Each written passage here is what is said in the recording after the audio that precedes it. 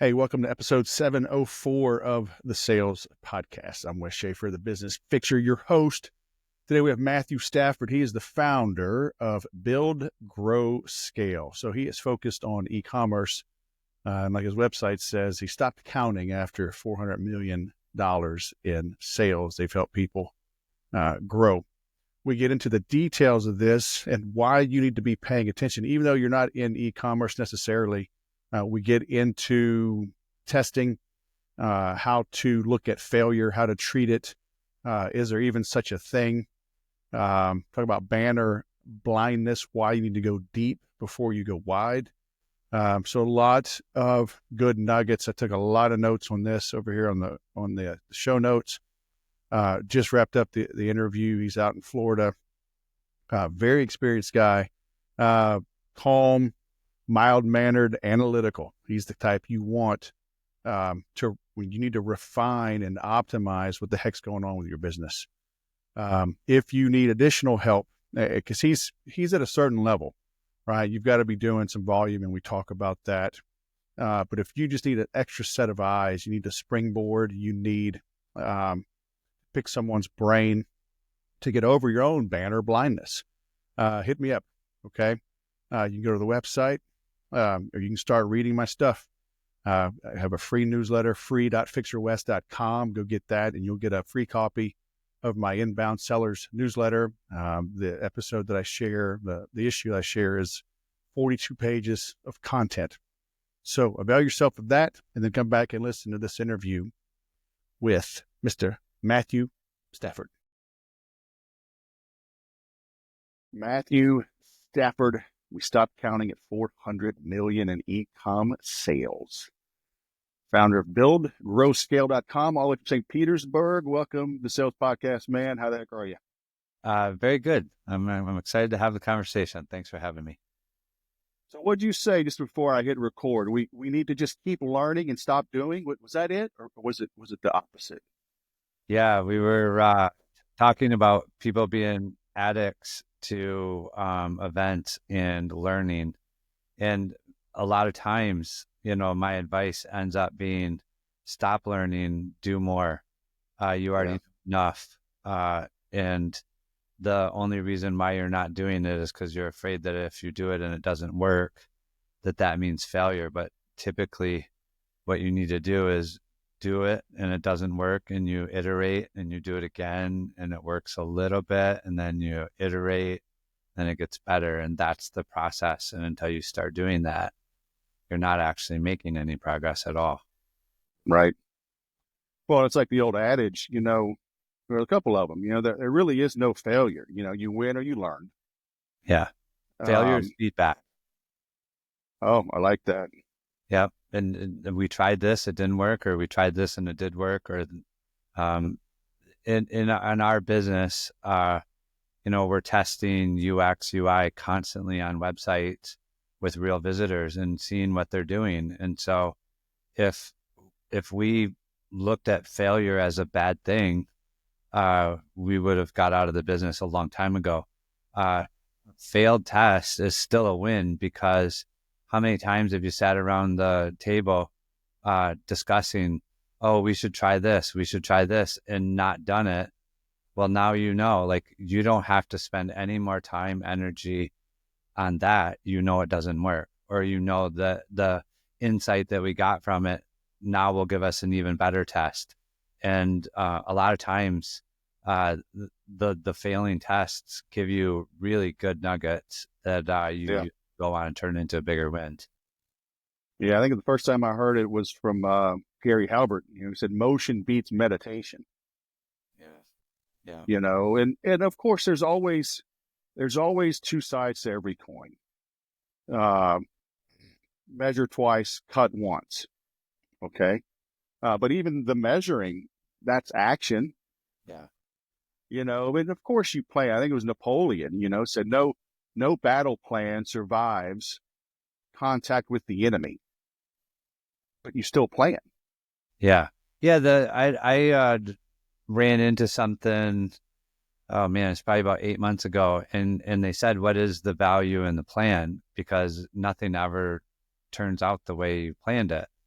And essentially the value in that is that you get all the different variables and the different situations together in order to formulate a plan.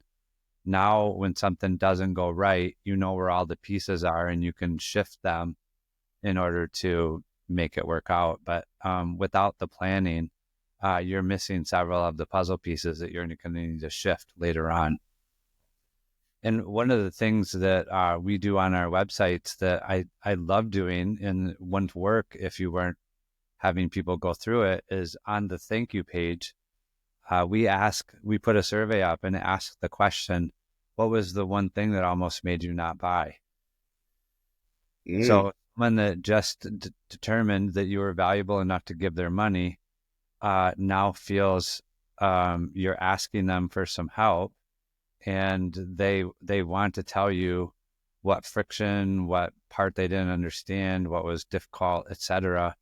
And I can tell you that probably 6 out of our 10 biggest wins over the last 10 years, which are worth hundreds of millions of dollars, came from that question, where the consumer told us exactly where the issue was.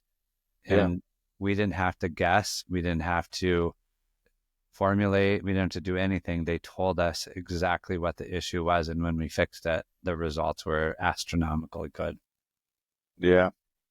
Well, you got to be willing to listen too, you know? Yeah. So, the other thing I was thinking about on the, with failure, it's like, they say, well, I don't want to start over. And it's like, you're literally not starting over. You're starting from a new level of understanding. So, like using your example, let's say, you have a blue button to, order now, and you try a red button, and when the red button, sales go down. Well, now I got to start over. You're not starting over. Now you know that red doesn't work. Maybe try green. Oh, look at that now.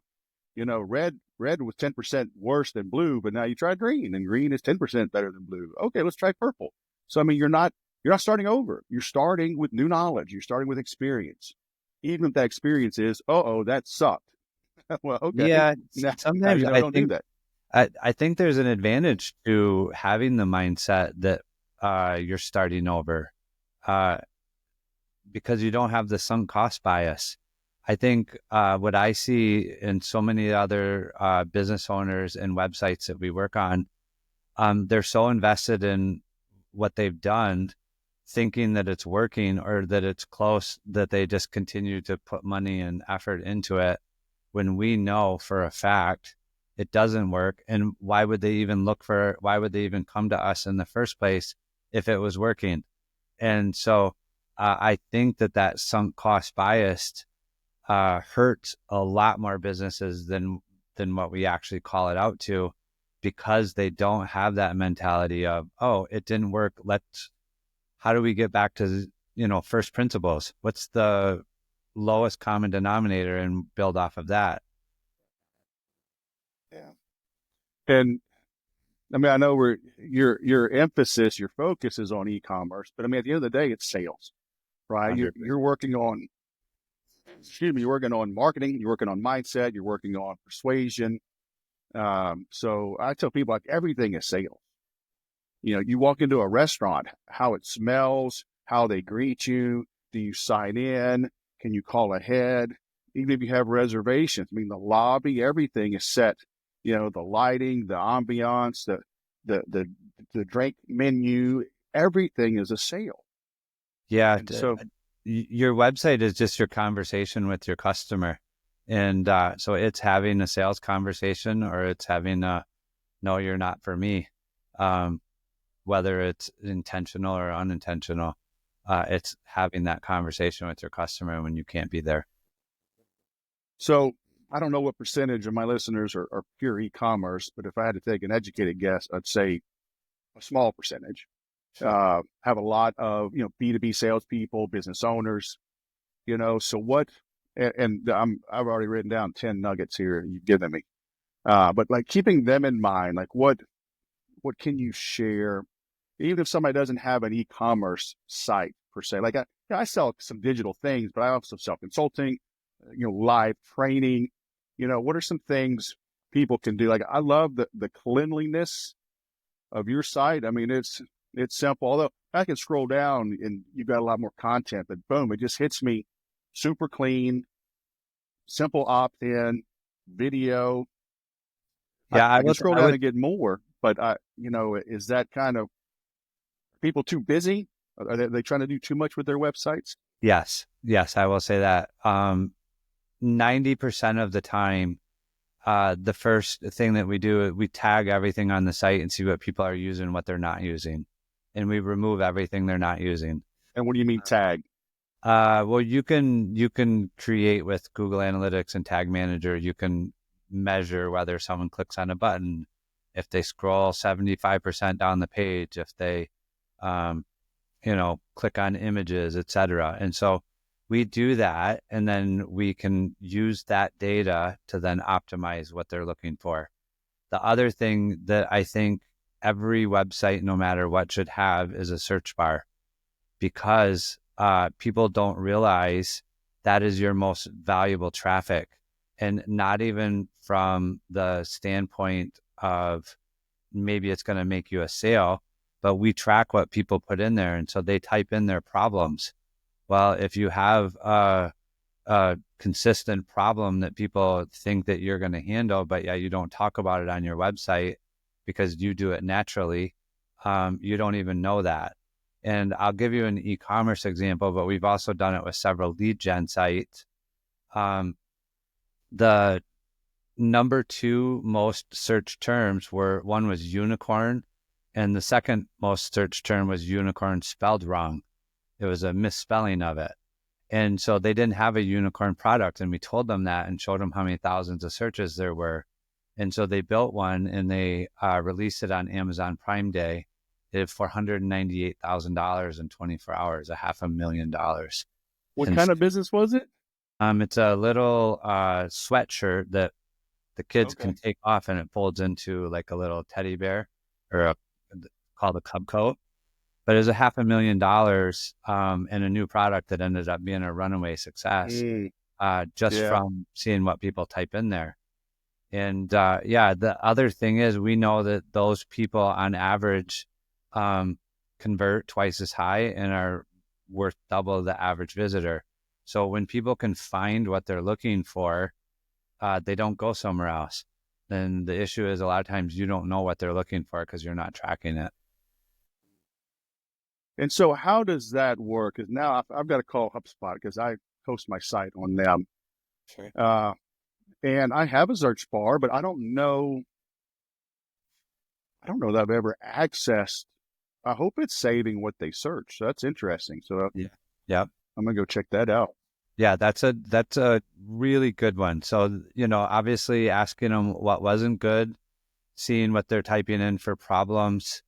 Another sales technique, I learned it from Persuasion, Robert Cialdini's book.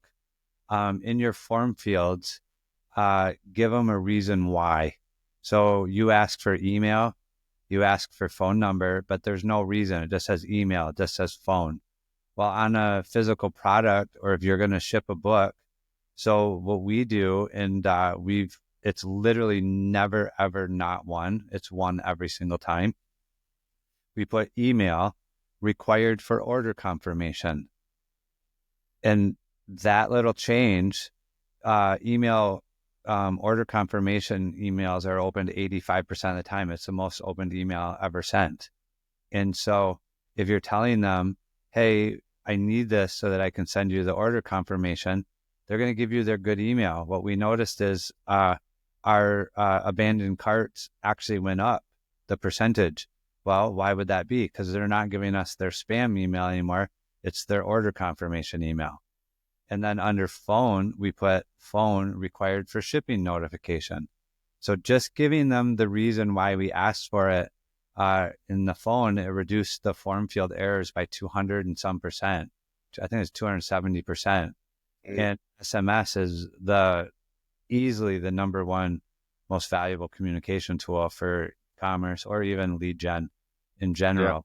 Yeah. And so just changing the text that you have in those form fields, that's another way to have a good conversation with someone with your website or a sales conversation without feeling salesy. You're saying, hey, I need this. Here's why I need it. Not Yeah. give me this. And obviously Right. that's personal information.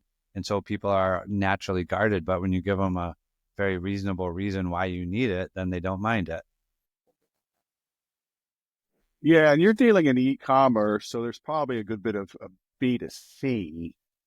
But I've been experimenting lately with um, like HubSpot lets you, they have a whole long list of free email domains. And so I stopped accepting those. There's so much, especially lately with Yahoo and Microsoft, just filtering everything to spam. I'm like, give me your business address.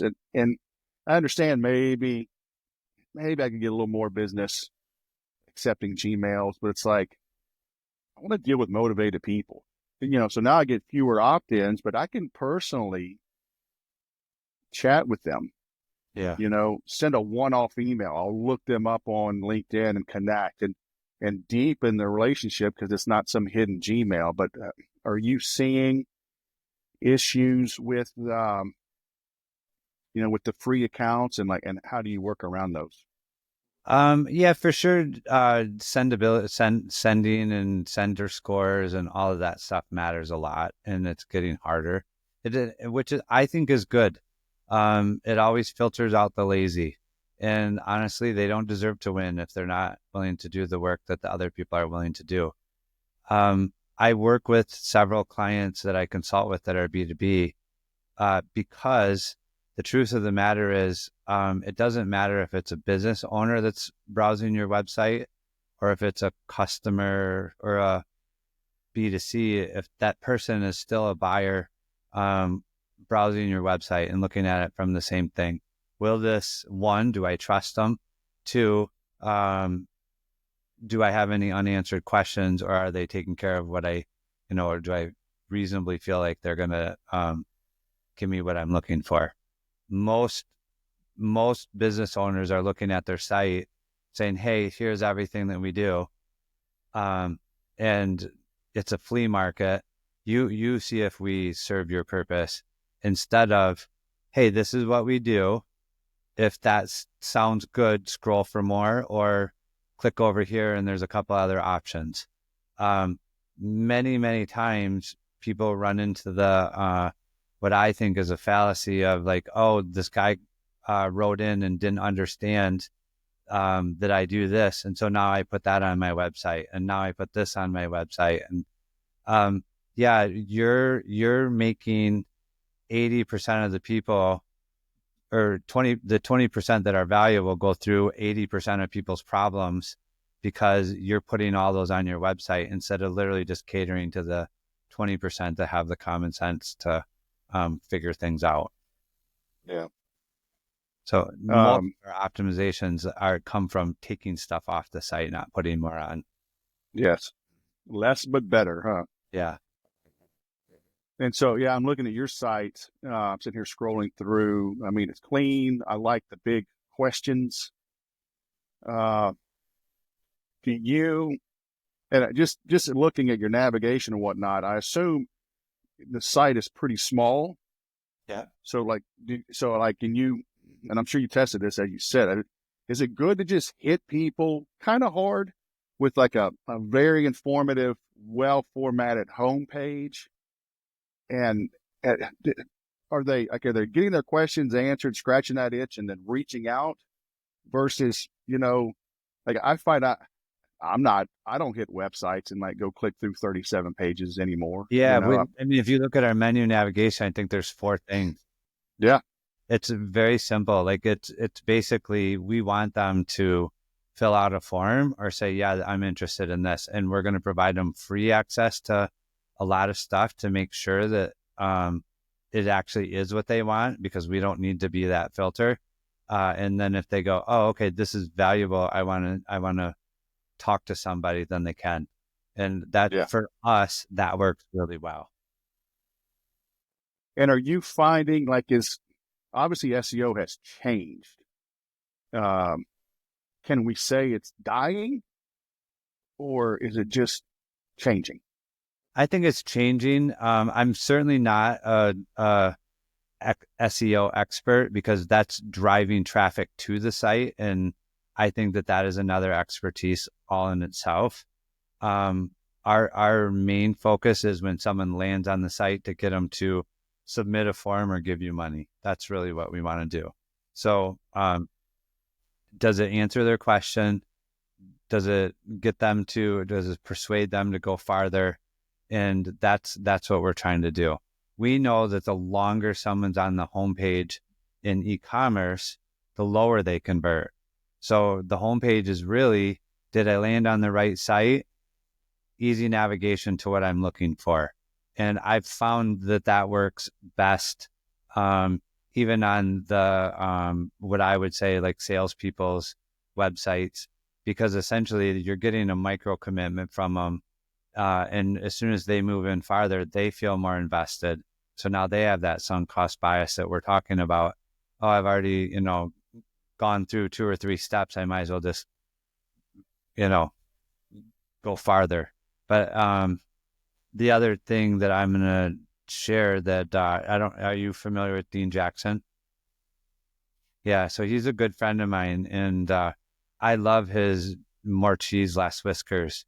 And I think that matters a lot on the website too. And so you'll see a lot of the resources that we give are for free, and then we'll ask you to connect with us. And the whole point of that is provide value. The mouse will claw through a wall to get more cheese, but the moment it smells a whisker, then it's gone. And so if you're like, hey, buy my stuff, buy my stuff, buy my stuff, you're driving away so many of the people that they're never going to get far enough into the site to know if you're a good fit. Yeah. Yeah, I love that. It's kind of the jab, jab, jab, left hook kind of approach of Gary Vee. There's nothing new under the sun, right? People just come up with new ways to spin it. Yeah. Yeah. And I'm seeing that a lot. YouTube is really growing. I'm seeing a lot of people having success putting more content. I'm putting out more content there, more Same. long form. Short form is okay, like the peak in interest, but the long form, which is really true from an SEO standpoint, still to this day, it's the longer form post, 1,200 words, 1,500 words, 2,500 words. I mean, for, I don't know, maybe a decade, close to it at least, those have been the top performing. Those Yeah, what we're that's what actually gets doing. shared. If you look on our website under the menu, we put podcasts. And so we'll take these podcasts and transcribe them and then embed the video. We 100% are seeing the effect of doing that as far as SEO. And that's as recent as just the last couple months. Yep. And I just saw a thing this morning, actually, on LinkedIn. They had an article about Netflix getting into podcasting. Oh, really? So, or at least they're reviewing it. So I skimmed the article. I was like, okay, obviously Spotify has been around for a long time. There's so many. It's crazy to think. I first started podcasting in 2009. And it was hard, man. So I didn't stick with it. Yeah. 2013, I started this. And I also had a partner, and we're still friends to this day, but we don't work well together on a podcast. So I started this in 2013. And so, no, 2013, 11, 12, yeah, going on 12 years. So it's been good.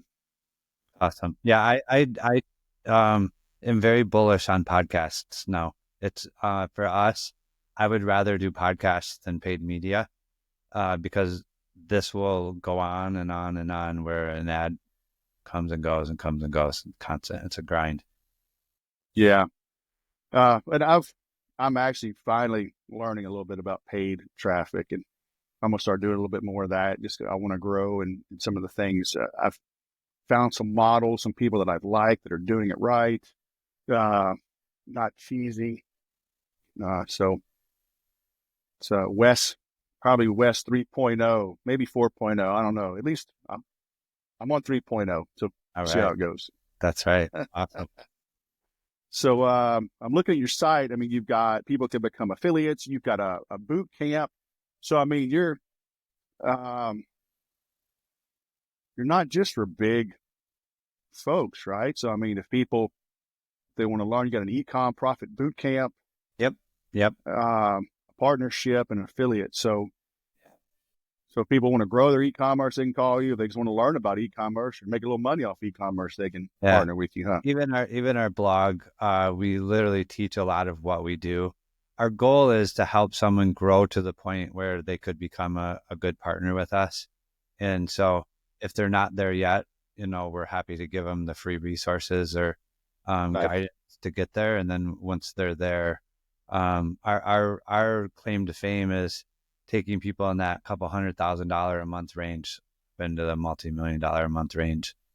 And they have some e-commerce, you mean?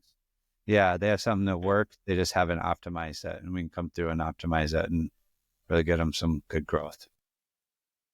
So is that kind of the starting point? Do they need to be around at least in the six-figure range to start working with you? We have people, that are making 10 grand a month when they start using the content that we give, and they can grow it from there very easily, to whatever level they want.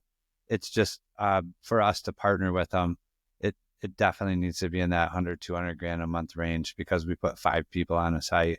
There's 2 developers, the Google Analytics guy, the guy that's going through all the data, and then quality control. So there's a team wrapped into helping them do that. So how do they know that it's time for you? Have they stagnated? Or maybe are they getting frustrated? Like I've tried everything and maybe just try to do it all in-house and just need some outside eyeballs. Like what's that tipping point? I would say the majority of the people they have figured out traffic and they have a good product. They don't know how to present the product in a way that gets more people to buy. So average e-commerce is about 2% is what people sell. And so we always tell people traffic isn't your problem. If you have 100 people come to your site and 2 people buy, their mentality is, oh, I need to buy more traffic to get more sales. We're like, no, you had 98 people come here and go, nope, this didn't answer my question. I'm leaving. If you get 2 more of those people, you doubled your business. You can't double your business by buying another 100 visitors. It doesn't work that way. That's not how you scale it. And so our goal is, how do we make the website do its very best to capture people that have already raised their hand and say they're interested in what you're doing? Fix that problem, and then you can buy all the media you want because everybody else is getting 2 sales for the media. You're getting 4 or 6 or 7, and you can afford to spend a lot more than they can. Yeah. I've always told people that. It's like, maybe that's why I haven't gotten into ads, because I'm like, are you sure that every step along the way, once they already get to you, is optimized? Right. Are they opting in? Are they opening the email? Are they reading the email? Are they clicking your call to action? Are they scheduling an appointment? Are they showing up? So it's like, let's look at everything. Yeah. Go deep before you go wide. Because many people, they get one thing that works and they're like, oh my God, I figured it out. Now I can go do this and 5 other things. And we're like, no, just go deep before you go wide. Like really have a hero product that you can deliver like nobody else. And when you do that, all the rest of it takes care of itself. Yeah. And it's, part of me thinks it's like the entrepreneurial bug of chasing shiny objects, but it's human nature across the board. I forget the exact quote. Jordan Peterson talked about it, and he was quoting this guy that said something basically along the lines of, if we just lived in utopia, and we kind of did, right? If you read Genesis, we're living in the Garden of Eden. We have everything, but we still go and ruin it because curiosity killed the cat, right? It's like, don't go mess up things, but we get bored. I'll see, I used to be a stockbroker, and, the medical doctor, in the 90s and 2000s wanted to buy .com stocks. and the .com gurus want to buy the pharmaceutical. Yeah, I'm like, go deep before you go wide. But we get bored looking at our own stuff. Yeah. Yeah. How many times So, do you talk to an entrepreneur and they're like, yeah, this one thing we were doing was crushing it. And why did you stop doing that? Um, yeah, Good question. Why did we stop doing that? It's literally like it was all the working time. so good. I had to go tinker somewhere else and took my eye off the prize. Yeah, it's I see it all the time, and I equate everything to jujitsu, and everybody, we always laugh. Everybody wants to learn oh, you've been watching YouTube, you've been watching Instagram. Like, stop doing those crazy things Yeah. until you master the fundamentals, right? Like, I've sparred with my instructor for 8 years, and I've never beaten him. And every time he has beaten me, and sometimes he'll beat me 6 times a day, it's with something fundamental. It's like, to put it in baseball, like he doesn't hit home runs against me. Single, single, single, maybe a double, maybe he'll steal third, but another single. It's just, and it doesn't matter how I'm adjusting infield. If I, shift the third baseman over, all right, he'll hit it to the left. I shift it, he'll hit it to the right. I mean, he can control everything, but he's just better and quicker at the fundamentals. And of course he knows the fancy stuff. Sure.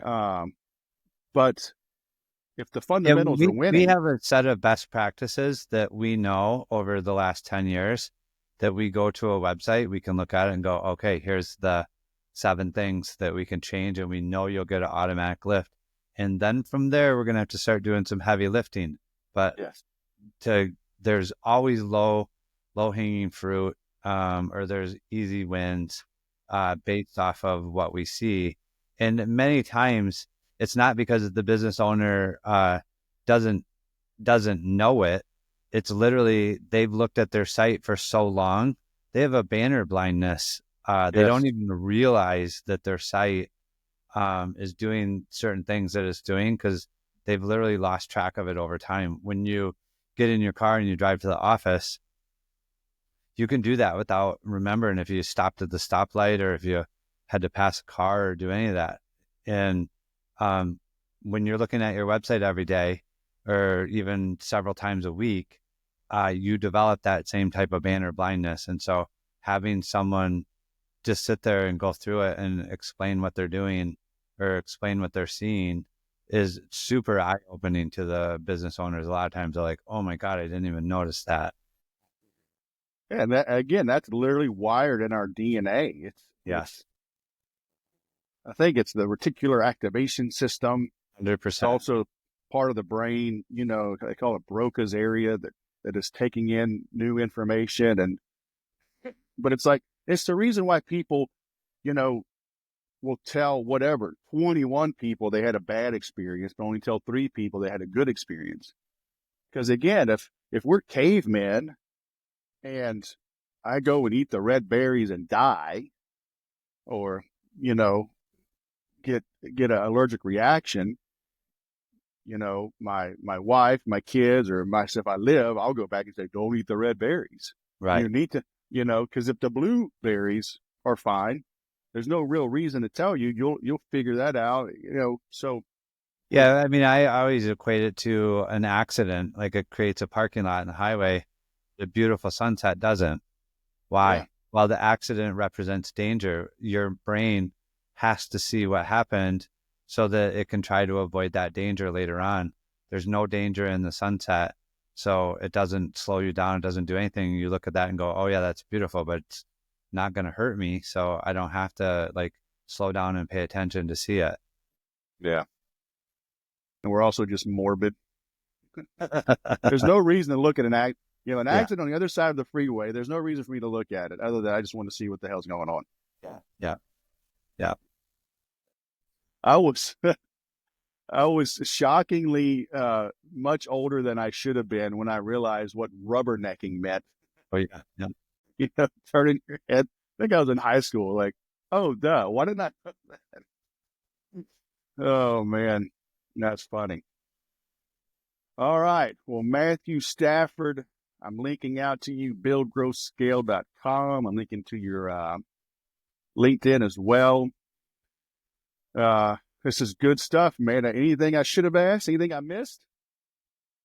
I feel like it was pretty complete for what we're discussing. Yeah, I feel good. Hey, good answer. Don't Yeah, don't make the host look bad. I might just like accidentally hit delete or something, that's Don't make right. me do that. Yeah. Okay. All right. Well, I don't get to Tampa much anymore, but if you head west, let me know, man. Hit me up. Okay. Sounds good. Thanks, Wes. All right, man. Have a great day. You too. Bye-bye. Failure is feedback, right? A failed test is still a win. Constantly test. That is hard to do. I get it. When you're an entrepreneur, when you're in sales, you're blowing and going, chasing what's urgent. But just because something is urgent doesn't mean it's important. So having a good foundation, following good strategies, having that solid foundation to help you eliminate the fires, that's how you have a life. That's how you get some sanity. That's how you get consistent revenue and profits. So, like I mentioned, motion beats meditation. You've got to streamline, right? Talked about Dieter Rams, the BMW guy, less but better. Look at what Apple does, looking at their remotes. Don't think about what else can you put on. Think about what is absolutely needed. What can be removed? You need to remove a lot of things in your life, in your business, on your website. You need to streamline things. I talk about the new ABCs of selling, and one of them is always be concise. Salespeople talk too much. But how do you know? When is the last time you've had someone look at your processes, listen to your people, cut out the weak words and phrases, adjust the tone, the volume, pace. All of that matters. The words, super, super important. So how are you getting that done? Are you too proud to be evaluated, to have things broken down? And look at the system, because we talk about, towards the end, we're talking about optimizing every step. That includes the phone, your emails, everything matters. That's why I have the program Make Every Sale, because to make any sale, you must make every sale. Do you care enough to make every sale? If so, let's talk. Hit me up. We can do most of this remotely. I can do it in person. But let's look at your systems, your processes, optimize everything, then create the need for someone like Matthew to really take things to the next level with the site, the targeting. Okay. Bring in the outside help. Invest in experts to help you become all you can be. All right. Thanks for listening. Now go sell something.